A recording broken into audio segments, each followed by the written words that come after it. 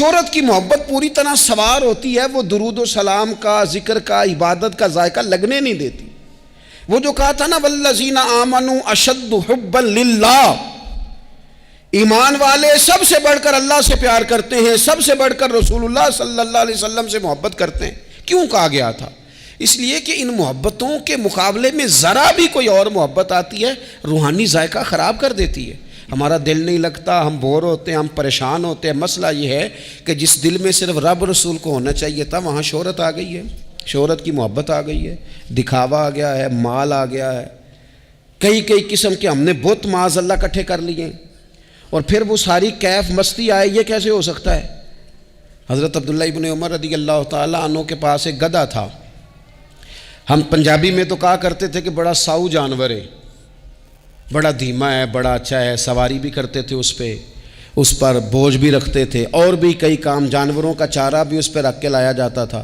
بہت سارے لوگ اس کی تعریف کرتے تھے کہ ظاہر ہے اس وقت یہ جانور ہر گھر کی ضرورت ہوتے تھے، لوگوں نے بڑی تعریف کی کہ جناب یہ گدھا بڑا اچھا ہے، بڑا عمدہ ہے۔ اب بعض چیزیں ایسی ہوتی ہیں جن سے دل لگ جاتا ہے۔ کچھ نوجوانوں نے گھروں میں بلی رکھی ہوتی ہے، گھوڑا رکھا ہوتا ہے، جانور رکھے ہوتے ہیں، ان کی پوری توجہ انہماک۔ ہم دیکھتے تھے دیہاتوں میں کہ بزرگ اگر کہیں چلے جاتے تھے سفر پہ تو وہاں سے بھی پیغام بھیجتے تھے کہ گائے کو چارہ ڈالا کہ نہیں، بھینس کو نکالا کہ نہیں، تم نے باڑے سے دھوپ چھاؤں کا خیال کیا کہ نہیں، وہ چیز ذہن میں آ جاتی تھی۔ حضرت عبداللہ ابن عمر رضی اللہ تعالیٰ عنہ وہ گدھا چونکہ بڑا پیارا تھا، بڑا اچھا جانور تھا اور بڑے کام کرتا تھا، بہت سارے معاملات گھر کے اور کھیتی باڑی کے اس کے ذمے تھے، تو گھر والے بھی کہتے کہ اس جانور کی وجہ سے بڑی خیر ہے، بڑے کام ہو جاتے ہیں، آپ کا بھی خیال تھا۔ حضرت عبداللہ ابن عمر ایک دن گھوڑے سے نیچے اترے یا اس گدھے سے نیچے اترے تو خادم کو بلا کے کہنے لگے اسے لے جاؤ اور بیچ کے پیسے اللہ کے راستے میں خیرات کر دو۔ اب وہ خادم کا بھی اس سے دل لگ گیا تھا، جانور گھر میں ہوتا ہے دلچسپی ہو جاتی، کہنے لگا حضور وہ سارا محلہ تو اس کی تعریف کرتا ہے، سارے خاندان والے تو اس جانور سے دلچسپی رکھتے ہیں اور آپ بیچ رہے ہیں۔